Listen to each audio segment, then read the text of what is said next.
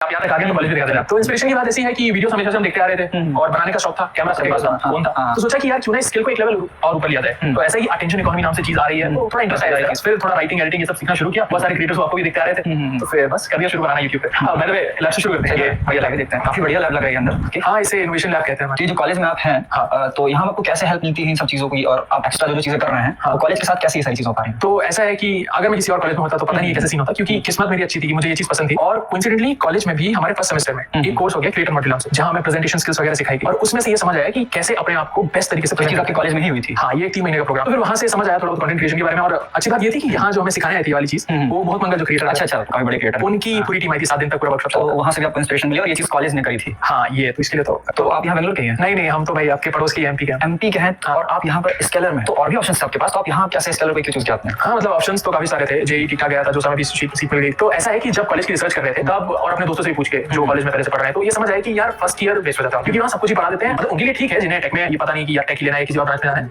पर जिन्हें क्लियर है उनका फर्स्ट ईयर वेस्ट हो जाता है। दूसरी चीज ये कि वहाँ पर जो करिकुलम वगैरह है, मैंने अपने दोस्तों से पूछा, उन्होंने कहा कि यार यहाँ सीनियर कॉलेजेस में है। तो मुझे ना ओवरऑल ये समझ आया कि यार ये मेरे टाइप की चीज नहीं है। तभी मैं रिसर्च कर रहा था यूट्यूब पे, तो स्केलर आया और वहाँ ऐसा था कि 2 चीजें मुझे काफी अच्छी लगी। एक, वहाँ के जो टीचर्स जो हमें पढ़ा रहे हैं, अच्छा, वो है जो इंडस्ट्री में ऑलरेडी काम कर चुके हैं। मतलब मेरी ड्रीम कंपनी जैसे गूगल है, तो अभी करंटली आपको पढ़ा रहे हैं। हाँ, तो चलिए अब आपके अर्निंग की बात करते हैं बैठ करके। ठीक है, रिसेप्शन का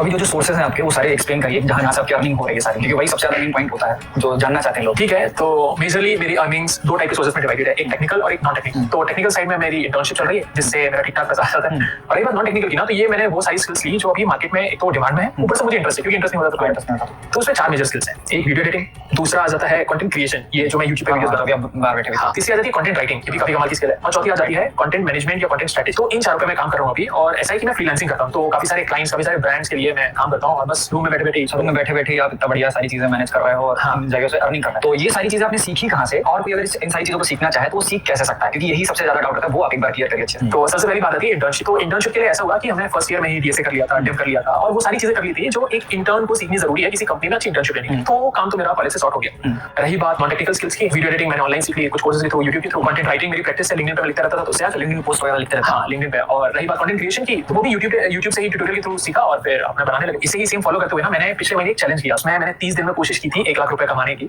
यूट्यूब पे चैलेंज लिया था ये। हाँ, तो मैंने उसके काफी इंटरेस्टिंग वीडियो बना के डाला है, तो आप शायद कमेंट्स वगैरह में चेक कर सकते हैं। तो मैं कह सकता हूँ कि आपको अगर कुछ ऐसा सीखना है ना, तो यूट्यूब बेस्ट चीज है, आप फ्री में घर बैठे सीख सकते हैं। बात आती है बस प्रैक्टिस की। सबसे मेन चीज जो है, जो और कॉलेजेस में आई थिंक नहीं हो पाती है, कि ये सारी चीजें जो आप बता रहे हैं, ये सारी चीजों का आपको कॉलेज के साथ ये टाइम मैनेजमेंट कैसे हो पाया, कोऑर्डिनेशन कैसे हो पाया, सारी चीज आपने कैसे करी है? मुझे जो लगता है वो ऐसा है ना कि ज्यादातर कॉलेजेस में ये होता है कि आपको कॉलेज के बाद ज्यादा पढ़ाई करनी होती है। यहाँ वो पार्ट सॉर्टेड था मेरा, कि मुझे सिर्फ क्लासेस करनी है और असाइनमेंट्स करनी है। अब मेरे पास जो टाइम बचा, उसको मैं मूवीज या सीरीज में लगाने से अच्छा मैंने स्किल्स में लगाया, ये सारी चीजें सीखी और फिर प्रैक्टिस। बैंगलोर के बारे में बताइए, यहाँ पे बैंगलोर कैसे हो रहा है? यार सबसे सही बात तो यही रही मेरे साथ कि मैं बैंगलोर जैसे शहर में है, क्योंकि यहाँ जैसा आपको पता है कि अपॉर्चुनिटीज काफी सारी। तो एक किस्सा आपको बताता हूँ, अगर तरुण स्पीक्स को जानते हैं, ये मेरे फेवरेट क्रिएटर, इनका मैंने कोर्स किया था वीडियो एडिटिंग सीखने के लिए। तो वीडियो एडिटिंग जैसे मैं सीखा, उनसे सीखे हैं वीडियो एडिटिंग का? हाँ, उनसे सीखा है। टेक्निकल चीज की बात करें तो यहाँ काफी सारी हैकाथॉन्स होते रहते हैं, काफी सारे मीटअप्स होते हैं। तो अब आप अपनी कॉलेज लाइफ के बारे में बताइए कि पढ़ाई के अलावा यहाँ और क्या-क्या चीजें होती हैं? ठीक है, बताते हैं, काम करते हैं, थोड़ा बाहर चलते हैं तो आपको अच्छे से कॉलेज लाइफ दिखाई देते हैं।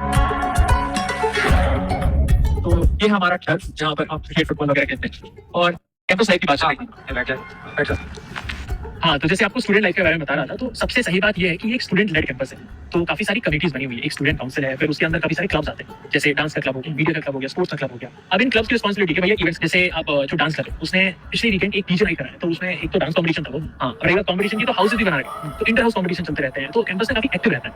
और डीजे नाइट जैसे इवेंट हो गए, पिच जैसे इवेंट हो गए, इंटर हाउस कॉम्पिटिशन जैसे इवेंट हो गए, तो वो होते रहते हैं। तो कह सकते हैं कि वीकडेज पर तो बढ़िया पढ़ाई चलती है, वीकेंड्स पर चिल। और हॉस्टल लाइफ के बारे में बताइए। तो हमारे हॉस्टल को सबसे पहले हम माइक्रो कैंपस बोलते हैं। क्यों ये माइक्रो कैंपस क्यों बोलते हैं? माइक्रो कैंपस इसलिए क्योंकि वहाँ हमारे साथ हमारे बीएसएम्स जो कि मेंटर्स हैं, हमारे बैच सक्सेस मैनेजर्स, मेंटर्स की तरह ही हमारे, तो वो भी हमारे साथ रहते हैं। और हमारे पास उनका एक्सेस रहता है कि अगर हमें कभी कोई डाउट पूछना या उनको कोई एक्स्ट्रा क्लास लेनी हो, तो रीडिंग रूम वहाँ एक सेपरेट जगह है पूरा हॉल, जहाँ हम लोग कैंपस में। हाँ, तो बस वही बीएसएम्स हमारे डाउट सेशन वगैरह ले लेते हैं।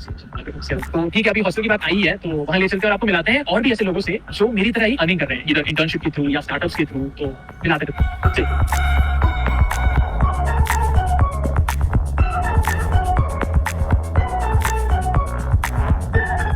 तो ये हमारा कैफेटेरिया, जहाँ अक्सर हम टीटी खेलते हैं, फुटबॉल खेलते हैं, पूल खेलते हैं। तो हाँ, चिलिंग एरिया है। और हाँ, आपको मिलाते हैं हाँ। दोस्तों से अभी। जैसे यश है, बढ़िया। तो क्या कर रहे हो आप? तो मेरा भी करंटली एक स्टार्टअप है जिसको मैं भी बिल्ड कर रहा हूँ। तो स्टार्टअप है आपका? हाँ, startup क्या है। है ये, थोड़ा सा एक्सप्लेन करिए। तो जो इंश्योरेंस एजेंट्स होते हैं और हाँ। ब्रोकिंग कंपनीज होती है उनके लिए मैंने CRM टूल बनाया और बिजनेस पोर्टफोलियो मैनेजमेंट टूल बनाया। तो उस पर डेवलपमेंट चल रही है अभी। मेरा जो प्लेटफॉर्म है उसका वो एक ऑनलाइन पोर्टल है, उसके अलावा व्हाट्सएप पे भी सपोर्ट है। क्या कर रहे हैं अभी आप? अभी तो मैं यहीं पे हूँ, थोड़ा पढ़ रहा हूँ, थोड़ी देर में इंटर्नशिप के लिए जा रहा हूँ मैं कहाँ से? सिंगापुर। सिंगापुर? कितने की इंटर्नशिप है आपकी?